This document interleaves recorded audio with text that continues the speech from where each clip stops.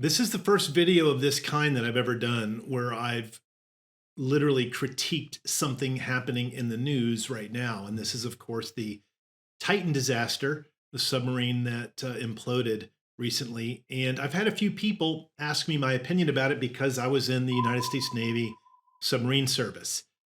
And because I am a Christian, I do think I have a kind of a unique view on this because I don't really see anybody talking about what I'm going to talk about now. And that in and of itself is a little troubling. So stay tuned. I'm going to share with you a Christian submariner's perspective on the Titan disaster. Hi, my name is Shawn Sommerkamp, and this is Motivationeer Christian Coaching.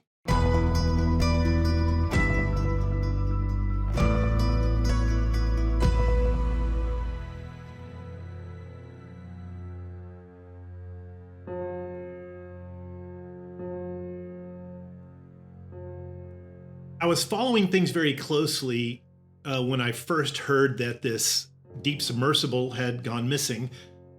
And the very early news was they could hear clanging and thought that, oh, maybe they had survived. And I immediately knew that couldn't be the case because you can distinguish any kind of noise underwater from hundreds and hundreds of miles away. Sound travels very fast and very far beneath the ocean. So it was seemingly empty hopes that they had even possibly survived and were making some kind of noises. Another person, if you haven't watched any of his videos, Cameron, who has done a deep sea dive himself alone to the Titanic long before news started coming out that maybe they had survived, he told everybody there's not even a chance. And he was right weeks ago. Here's my take on it and why I think it's important for us to consider this, what we can learn from it. First of all, being in the Navy, living on a submarine submerged for 90 days at a time, definitely never, of course, 12,000 feet, but we're at crush depth some, probably closer to 500 to 900 feet mostly, and sometimes just below the surface of the water at 100 feet. And even little variance in depth will have an effect on the vessel. I was part of the deep sea testing for the submarine I was on, the USS Kamehameha, when it came out of dry dock. And we went down to crush depth several times. And even though the U.S. submarines are massive in length, ours was the length of an entire football field with both end zones combined. They're made with super thick titanium hulls. They would compress. I would tie a line from one bulkhead to the other that was taut, boing. And then when we started the dive, that line touched the ground, the deck, and you would hear very loud metal popping as we were going deeper and deeper. That was part of the test. Very rigorous testing, very slow testing, very slow descent. And we did this often to make sure our submarine was ready for sea trials. Safety was always the most important aspect when going below the ocean. It is an incredibly dangerous place. And lots of stuff happened, which I won't get into, that allowed us to be more and more safe. That was our prime directive, safety first. So I ask myself, what would keep such a person as this guy, who was above all an adventurer, from really taking the necessary precautions, almost like a hubris and arrogance, and not do safety testing? If you did not know, back in 2018, one of his lead guys, he fired because the lead guy insisted on more safety testing and the CEO refused. I think, I think it's James Cameron, if you go on one of these vessels and go down alone to be an adventurer, I think that's great. Even if you don't want to do safety testing, it's your life. I don't advise it, but I don't think it's per se as reckless as some other choices this CEO made. And to think of what would have allowed him to dismiss safety so carelessly and yet endanger so many people's lives. And I think the answer is very easy, that nobody seems to talk about it, and it's greed. Here comes the money. Money, money, money. Dollar, dollar. This might be greed for money, for sure. I think he was charging $250,000 per person. But it also might be greed for attention. wanting to be famous, wanting to leave a legacy. If you've not read Psalm 49 in a while, it's brilliant, which talks about how greed and money are connected to people wanting to leave this well-known legacy behind. They can't make enough money to buy their own salvation, but they want to make enough money to name great lands after themselves, or streets, or I was the first to take passengers down to see the Titanic. Whatever that seeking for fame is, it's greed. Another form of greed, obviously, is greed for money.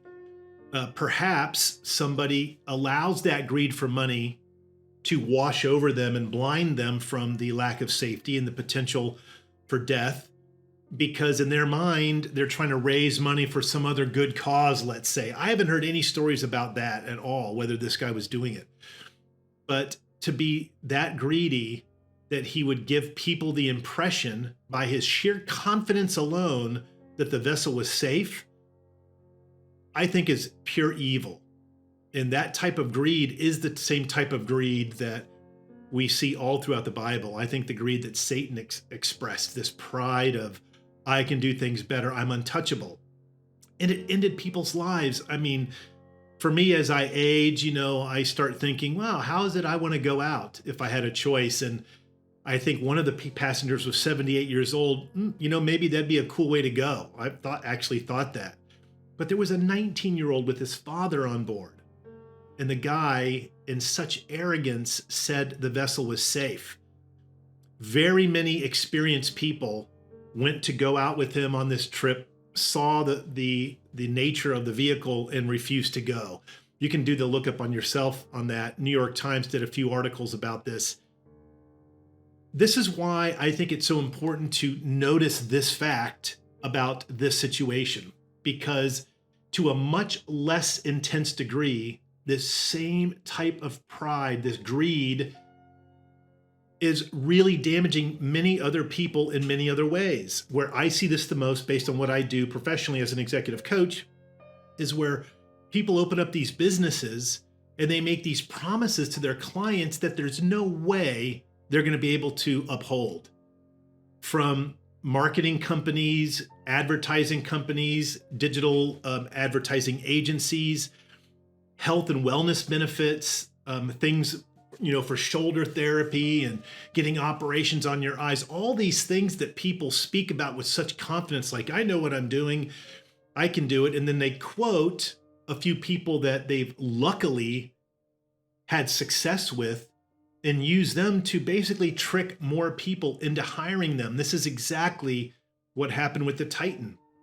And people are telling themselves, I did a video about this recently on the deceitfulness of wealth.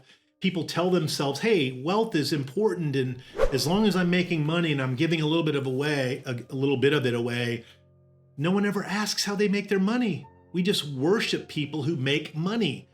And this guy, this CEO, perhaps had in his mind, hey, I'm making money, I'm a success. That's evil. If you are going about looking for services and support and products, please take your time to find ones that will give what they say they're going to give, that will produce the results they promise.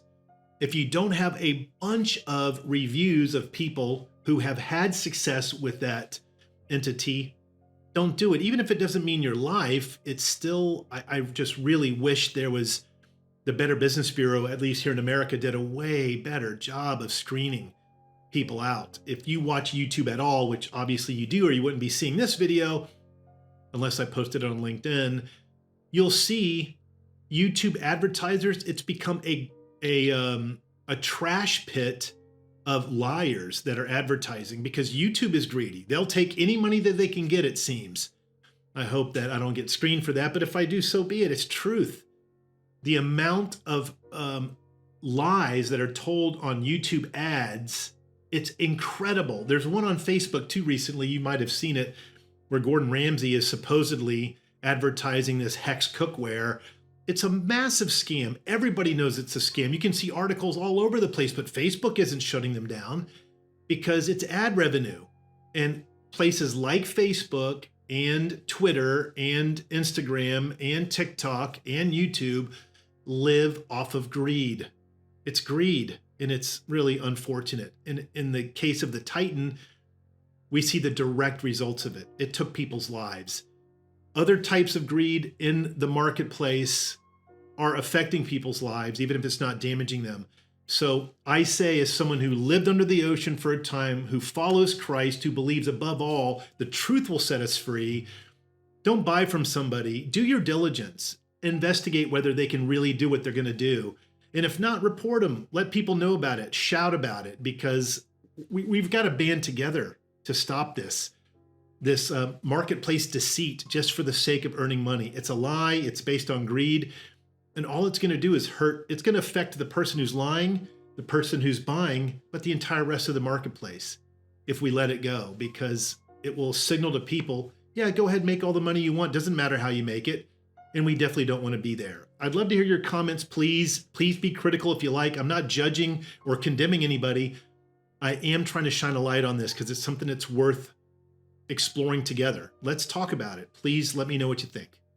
Thanks for watching. Please like and subscribe for 2 new videos each week. Tell me in the comments below about your career situation, and I'll make a video for you with a shout out. You can also become a member at Motivationeer.com. Your career is not just a way to make a living, it's a way to transform the world.